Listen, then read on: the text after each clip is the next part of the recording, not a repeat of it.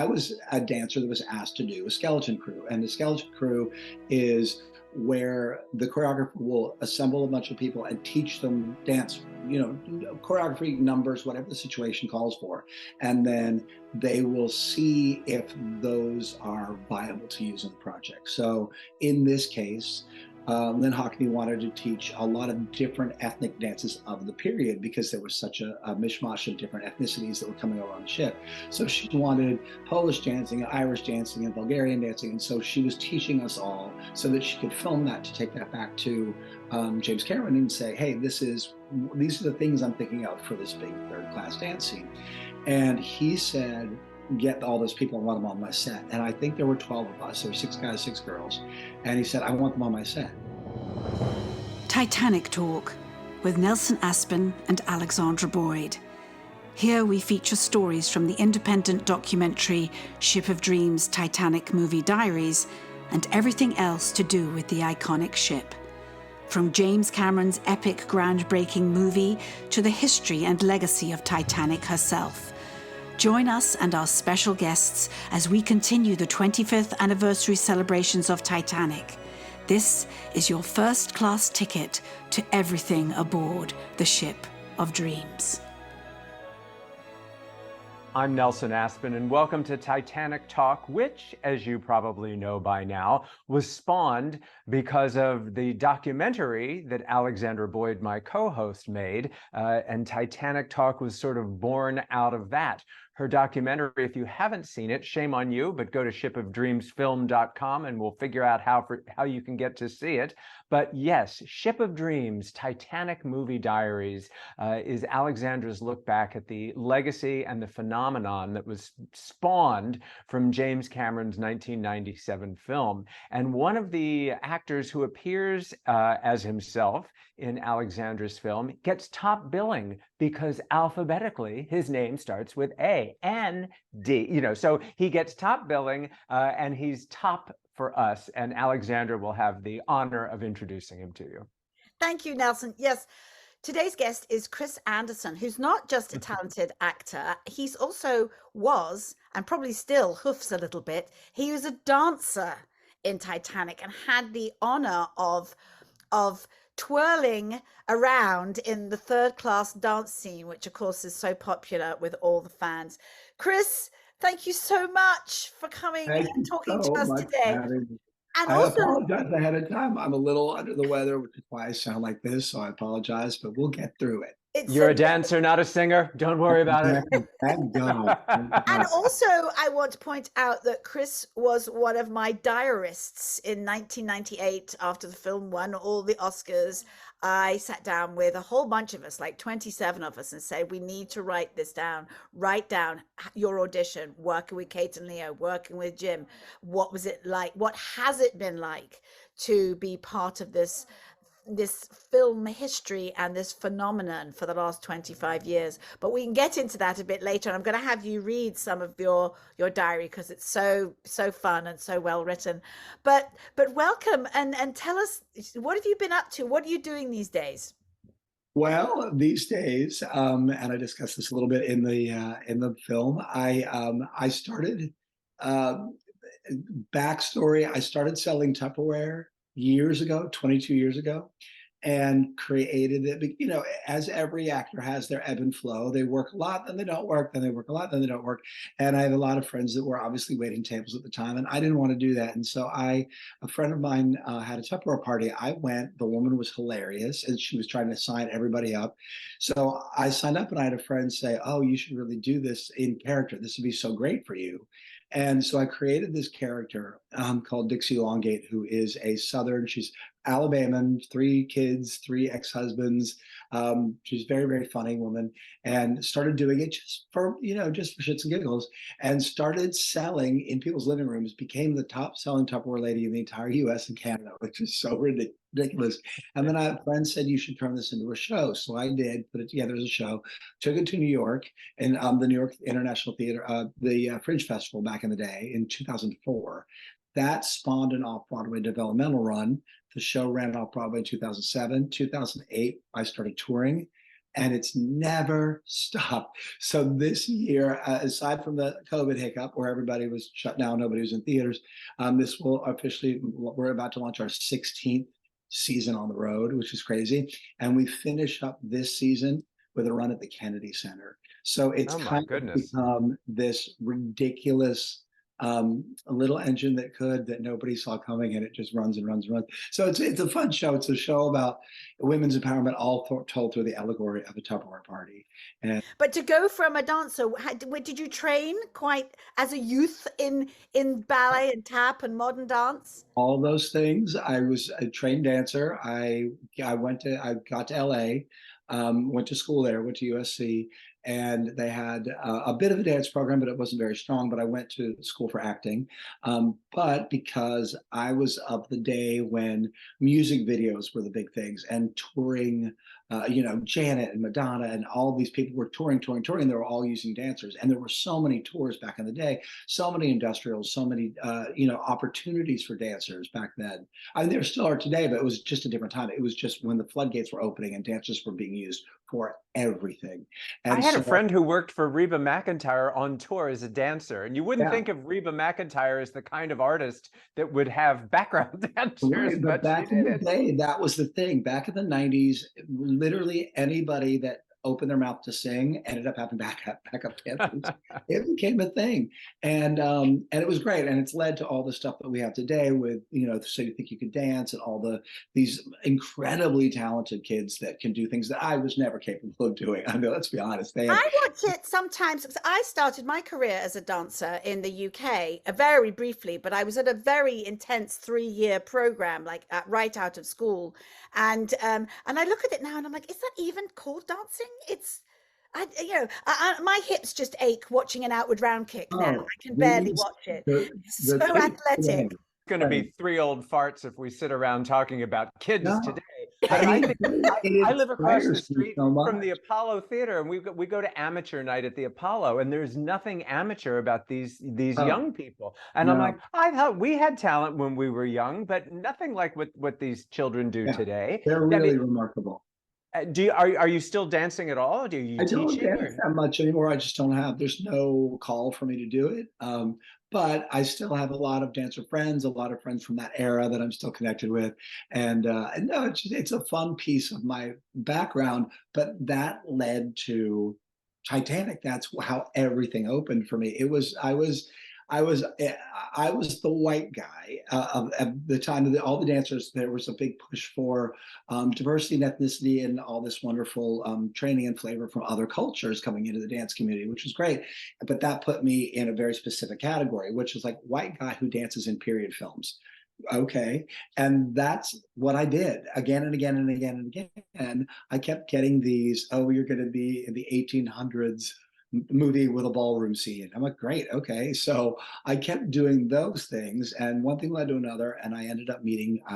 I did a movie, and the assistant choreographer on that movie ended up being the assistant choreographer on Titanic. And when we started, my situation, my experience with Titanic was completely different than everybody else's because I never went into a casting session. I never met with Melly Finn. I didn't have any of those experiences. I was a dancer that was asked to do a skeleton crew, and the skeleton crew is where the choreographer will assemble a bunch of people and teach them dance, choreography, numbers, whatever the situation calls for. And then they will see if those are viable to use in the project. So in this case, Lynne Hockney wanted to teach a lot of different ethnic dances of the period because there was such a mishmash of different ethnicities that were coming over on the ship. So she wanted Polish dancing, and Irish dancing, and Bulgarian dancing. And so she was teaching us all so that she could film that to take that back to James Cameron and say, hey, these are the things I'm thinking of for this big third-class dance scene. And he said, get all those people and want them on my set. And I think there were 12 of us. There were 6 guys, 6 girls. And he said, I want them on my set. And she said, if you think about it, it makes perfect sense. Why would you have professional? You don't want to look too professional. That's the right. sort of the balance, isn't it? But why wouldn't you dot in to the crowd people who actually know what Real they're people, real yeah, passengers. it's a Well, little bit like what we were. We were not extras, and I go to great pains to tell people I was not background, but I was cast and I auditioned, because what ended up was basically don't miss her, because I'm dotted around the film. But his initial idea was to really bed in people who genuinely could behave and appear to be 1912 passengers on that ship, and that's part of the genius, I think. yeah, and when you talk about I've told this many times to people who ask about it. When you film a movie and you get background work, the background players are going to change all the time because you're in different scenes, different locations. In this case, everybody was on the same ship for all that time. So it's not like the people in the background could change every couple of days. It was the same people. So the people that did that, the core, they in a lot of cases gave up their employment, gave whole families. I remember there's a family of four, mom, dad, two kids, that the dad quit his job and they all came down there and they were on the shoot for 6 months. Judy But Preston and Ellen Moa, who O'Brien, who we have a podcast and they're in the film. I mean, they represent that group you're talking about. They yeah, have some fantastic stories. Yes. it was a great group. So we ended up teaching. The reason we weren't supposed to do the movie is because all of us were all members of SAG. We were all Screen Actors Guild members. And so we were told by the producer, well, James was told by the producers, you can't have them because they're too expensive. And because he was trying to get, they were into cost overruns at that point. They're like, no, we got to save money everywhere we can. But when James says, I want these people, there's no questioning him. And so we all came down. And, every piece of this story is different than any other movie because when we came down, obviously the studio was still being built. So the shooting schedule was not ever what it was supposed to be because sometimes the buildings weren't finished. That the sets were taking, the shooting was going to take place. With the flooding of the dining room. Every time they would flood part of it, they would have to dry it out. That would take a day. So we were always, the dancers, all of us during the shooting the third class, we worked every other day because they would shoot the dining room stuff when we were there. And then we were off. And then the next day we would come and shoot in the third class thing. And then we would have off a day. So it ended up being what was supposed to be 2 days work was 3 weeks of work. For me, and for all of us, which was amazing. And in this particular situation, they wanted a dance double to cover for both Leo and Kate. And I was the one chosen for Leo because I was physically the same height and we were the same stature. If you had just had some Tupperware, you probably could have covered for Kate too. Probably. No, but working with her was one of the coolest situations that I had ever had. This is a perfect segue into that moment in your diary. Would you read it? Would you read it for us? Because you put it together so beautifully. All right. This is from my diary. It says, my fondest moment of Titanic, though, was on the Monday of my last week there. Leonardo Di Caprio had been in Los Angeles for the weekend for the premiere of Romeo and Juliet. Some miscommunication had occurred between he and his driver, and he couldn't get back to the set for the next day for work. So Jim didn't want to hold the shooting schedule up. So since I had been made his dance double by Lynne Hockney, in case he had trouble with the footwork for the dancing section on the dais with Kate, I was raced into hair and makeup and to get transformed. They blackened my hair and gussied me up to look like Leo from the back because we were doing the shots of Kate's face and Leo from behind. I was sitting in the key makeup room when Kate walked in. She sat down 2 chairs away from me and said, hello. I introduced myself. She said, oh, I know who you are. I make it a point to know who I'm working with. That was the most professional thing I had ever heard in my life. I was completely smitten with her. We talked a little, we laughed a lot, and we went onto the set and started working on the scene where Jack grabs Rose and starts to dance with her slightly against her will. Suddenly, it was me. I was standing there with Kate Winslet in my arms, Jim Cameron giving me direction, and a camera. Like, it was me in the middle of all of this stuff. The dreams do come true. And overwhelming doesn't even come close to the reaction, the feeling that I got from that. So for the next several hours, I was whirling Kate around with a Steadicam glued to my back, and she kept whispering in my ear what I was supposed to do next. I was so excited though that I kept forgetting. She would tell me, say, we're going to have to get a little closer. So I'd say it, and she'd have this daintily shocked expression on her face as the character was supposed to do so when I pulled her closer to me. It was hilarious because Jack was supposed to be controlling the scene, but instead Rose was controlling Jack, and Jack was completely controlling the scene by proxy. It would all be fixed in editing, I'm sure. But Leo showed up midday, and I had to go back to being a commoner. But I will never forget thinking about James Cameron directing, Kate Winslet dancing, and being the center of attention for the biggest film ever created for a few hours.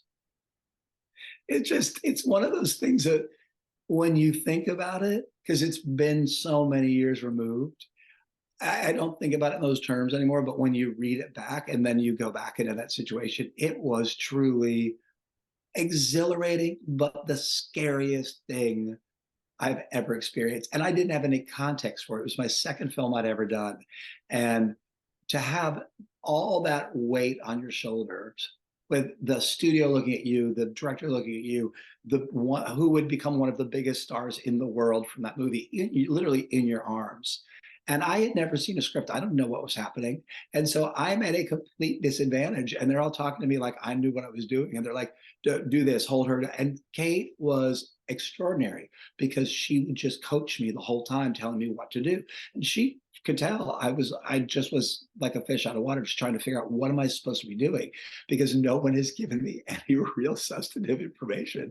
So it was just by luck that all those stars aligned. And I mean, what an amazing thing. And I look back at the film, which, all of us have seen multiple times. And every time it's one of those things, you normally when you watch a film, you kind of step out because you're like, I remember when we were shooting that. I remember what was happening behind the scenes. Remember what was just off camera. But in that, I get so taken into it that I completely forget that I was part of it. You have a completely, utterly unique perspective. You have that POV. You are the camera when she's doing that spin. And also, well, that's what I was going to ask, because we all know that we remember the dancing so well when she went up on her toes and when they spun each other around and saw each other from each other's point of view. What in the film first of all explain that where we might be able to point you out in the film, and what dancing of the dancing that we know and the dancing that we recognize from Kate and Leo. Did you do all of that? I'm assuming you did more than that. And just tell us more about the specifics of the dance. You can see me. I'm in a very pivotal shot. It's the third shot of the dance scene. So they go down, want to go to a real party. They go downstairs. There's the guy playing the drum from the band. And there's two guys on the platform, on the dais, spinning around.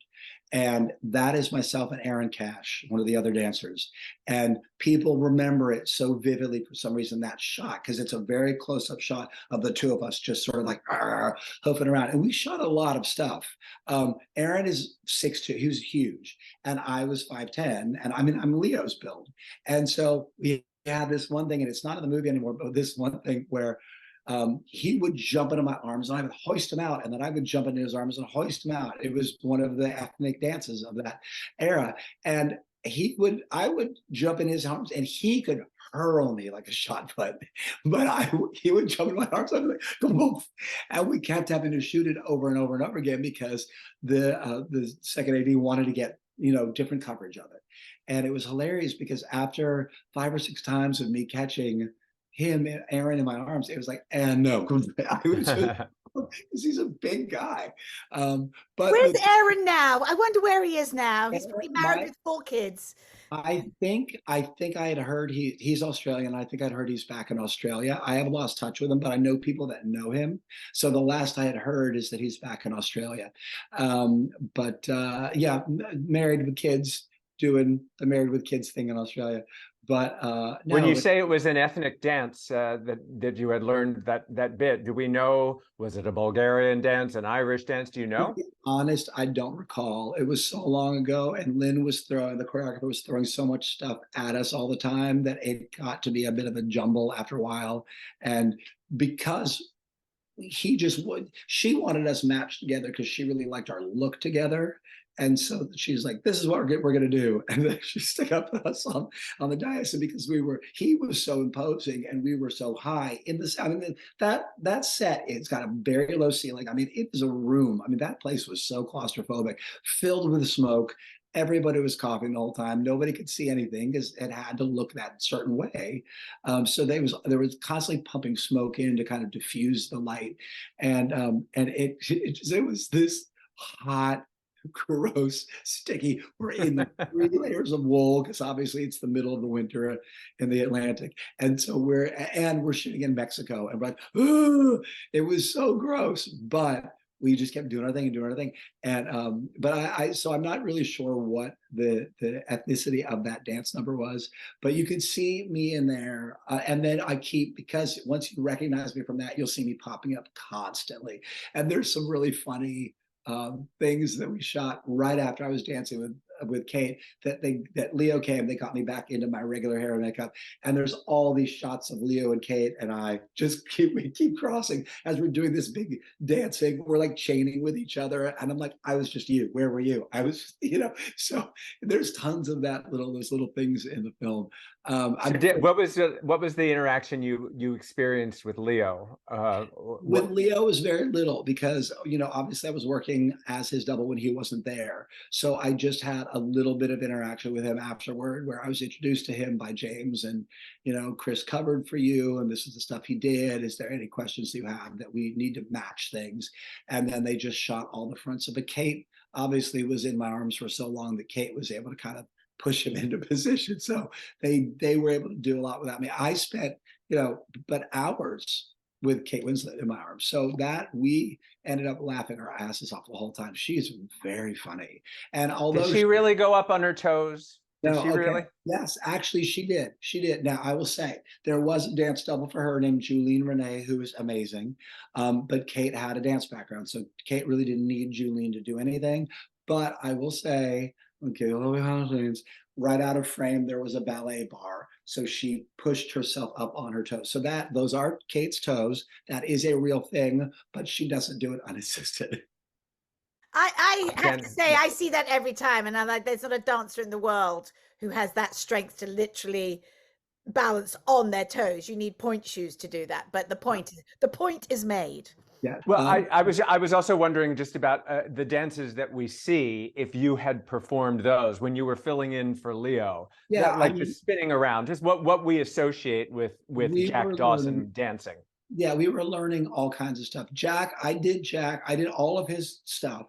He came back and shot some things, but I did all the footwork. I did all the stuff. That was what you see in the movie is what I was taught. So she didn't teach us more because, Lynne knows that we're going to do this footwork, and then it's going to be that call and response. Leo does it, then Kate does it, then Leo does it, then Kate does it, and then he grabs her and they do that. Well, because that was so mapped out in the script and they knew it, we didn't have like a much more elaborate dance sequence. It was just that. And we've had Leo's stand-in, Gary, on the show before, but Gary was we didn't never see Gary besides the fact that he was being Leo's stand-in for setup shots. But you had a character, as third-class passenger who happened to dance. Did you work on any other sets besides that room? That was the primary set.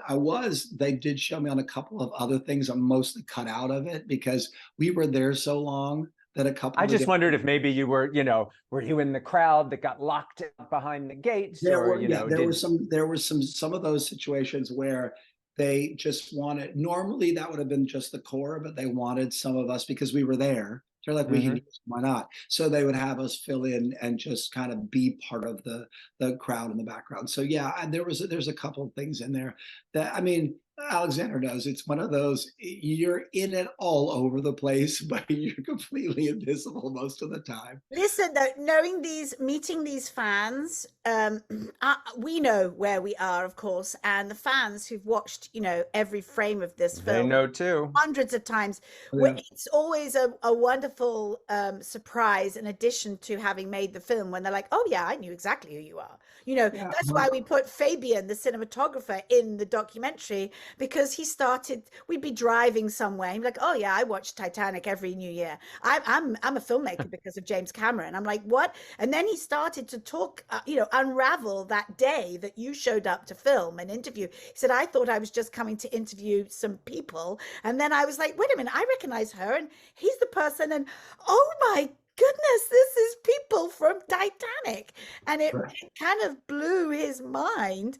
And we said, well, here's yet another story that connects us all because of Titanic. And my stories go on and on and on. They're so far beyond being cast in that role. The friends I've made, the friends I've had, you make friends on movies, on jobs, and they sort of trickle away into the background. But because the friendships were started on that set and on that experience, they are that much more profound. And still 25 years later, Facebook notwithstanding, we're all still in touch. And that's how I was able to make my film.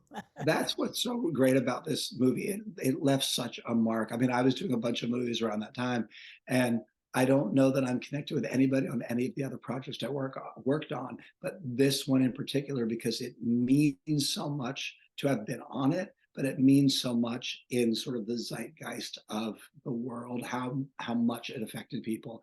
And it's like a private club, but anybody can join. Just by seeing the movie, you can be in the club. It's I've never thought about that. I love that. It's a private club that anyone can join. It's so fun. There's a big coffee table book that came out, Titanic, the coffee table, like right around the movies, all the behind the scenes and all the publicity stills and everything. And there is a giant shot in the book of Aaron and I on top of the dais doing that thing. And the amount of people that have come up to me when I'm like, especially back in the day when it was super popular and everybody was getting that book. I said, there's a picture of us, of Aaron and I in the book. And they're like, I know exactly who you are. I know exactly who you are in the movie. I remember that from the movie. I remember seeing that and going, now you're legitimate. You're absolutely legitimate. I think there's a photograph of me being sat at a table by Captain Smith, by Bernard Hill. So, and again, the fans just love to say, look, I found you. Like, thank you. Kris, either then or since, did you ever make up a story for yourself? What your name was, where you were from, whatever happened to you? Did you survive? Did you ever play around with the fantasy of that? There was a scene cut out of the movie that when Kate Winslet comes, she's in that beautiful yellow and white dress where she's looking at Leo's sketches for the first time, and she comes down looking for him in that dress. Now, that is the first time I ever saw her. I mean, I knew who she was, but I had never seen her. And her hair was just that flame red hair and this alabaster skin. And she came down the steps to try to find Leo, to find Jack. And she looked at all of us directly in the eye as she was like kind of figuring out where she was, because this is not her world. And I remember my eye was really bloodshot that day. I had an eye infection. I think everybody got sick on that set because of there's just the close proximity and everything. And people being in water for hours on end. I think everybody had some sort of an ear infection or an eye infection. And I remember just thinking I knew what I looked like, and her gaze at me made me feel even more that I knew what I looked like. Like I looked like this dirty, scrappy person just trying to. And so that's what started to form who I am and what I am in that context. So while I never gave myself the name and the bigger backstory and where my parents were, I didn't go all that as big as that, but I did, because of that moment where Kate looked at me. I was like, oh yeah, this is where I am and this is where I belong. And that started to kind of inform interesting what I was doing and, my posture and how I was going through that period. But again, it's one of these things that you're thrown in front of one of the biggest things that's ever happened in the world. And they're like, go. And you're like, what do I do? What do I do? It was, everybody sort of was left to their own devices in a way. Did you feel though, Kris, that because everybody was in the costumes and in that small space and here you are dancing, I felt like a lot of the work was done for us because the sets were so realistic, and that Gaelic storm really playing in the room. It wasn't a tape, right? So you really felt like I call it NAR, no acting required. You Yeah. know, you get in the costume, you walk onto that set, and unlike a play where you're having to imagine a lot of the gaps and the spaces in the wings, or even an audience, a live audience watching you, you're very much aware that this is as real and as reproduced to the minute detail as it possibly could be. Well, yeah, and that's what, when I say how low the ceiling actually was, where you could reach up on the dais and actually touch the physical top of the set. You were in such a confined space, and there were so many of us that there was not a moment that you weren't aware that you were in this ill-fated ocean liner. You're lucky an eye infection is all you walked away with.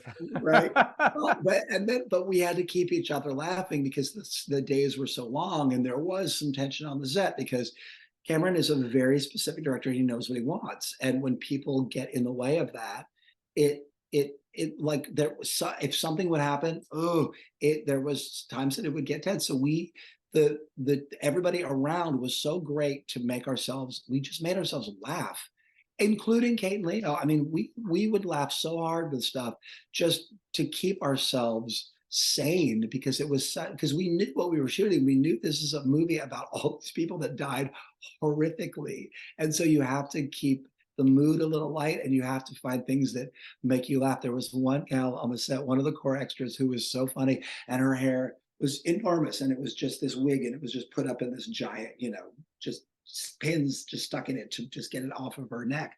And it was so big, we would store snacks in it. We would ask her, it became a joke that she would take stuff from craft services and she'd put it in the back of her wig so people got hungry, because you couldn't leave the set. Once you were there, you were there. And so we got in this practice of like, hey, do you have anything? And she'd literally pull stuff out of her wig and give it to us. We loved her. She was amazing. And we would laugh about it because it was so preposterous. Oh, you're trying to figure out ways to get through the day. Hours and hours and hours. I mean, I think my first day on set was 18 hours. Oh, yeah. I mean, and you had to have a 12-hour turnaround before you can come back again. But that's all you got. And they just kept pushing the days and pushing the days. Yeah. What's magic about this, Kris, is that everybody that's listening to this is going to now go back to their Titanic, whatever format they're watching it on, and they're going to go to that scene, and they're going to look at Kate trying to get up on her toes. They're going to look at you and the Australian guy grabbing each other and throwing each other around, and Kate coming downstairs. It's great. And but before we wrap it up, tell us now where we can find you. We know you're going to be doing Dixie at the Kennedy Center and all these other things, but just give us how we can find your footprint after Titanic Talk. The best way is at dixielongate.com. It's DIXIELONGATE.com. That's where all the tour bookings are listed and everything. You can follow me on there, all the social for her, but she's become such a big part of my life that's where I live. Isn't that great? And Tupperware's had their own problems, as a company. Didn't they file for Chapter 11 or something? But Dixie lives on. She's outlasted Tupperware now. That's something. That's like outlasting Teflon. It's this little lady that I created is a little bit bulletproof, and we love her for that. But then she's like the Molly Brown of Tupperware. After that, my goal is to wrap the tour up after the next season and move on to other things, because there are a lot of, she's unsinkable. Yes, Dixie is a little unsinkable. But honestly, through this experience and reconnecting with Alexandra and reconnecting with the movie in this way, it's really kind of made me go, look, there are other things that I want to do. I love what I get to do. I love that I get to be a full-time working actor with this one character that's lasted so many years. But there are other things that I want to tackle. And honestly, this experience has kind of made me go, oh, wait, take some time and focus on other creative outlets and endeavors. And so that's the goal. So hopefully, when I wrap everything up next year, I'll be able to launch a couple of other projects I'm working on. So fingers crossed. Fantastic. Well, unlike the Titanic, when you launch, make sure you've got binoculars on board. Salute. Watch out for those icebergs. Kris Andersson, thank you so much. We're so glad that we're all grateful that you were part of the Ship of Dreams documentary, but also now part of the Titanic Talk family as well. Thank you so much, Kris. Thank you. Thank you for having me. I appreciate you guys. If you've enjoyed this podcast, please leave a review. And if you'd like to hear more podcasts like this, hit the subscribe button. For information on where you can see Ship of Dreams, Titanic Movie Diaries, go to shipofdreamsfilm.com. Titanic Talk is a production of Ship of Dreams Film Limited. To celebrate Season 2 of Titanic Talk, we've launched a line of Titanic Talk merch. A cap, a mug, a tote, a t-shirt or a hoodie. You'll be sure to find a unique gift for the Titaniac in your life. Look for the link in the notes and on Instagram, or go to bit.ly/Titanic Talk Shop.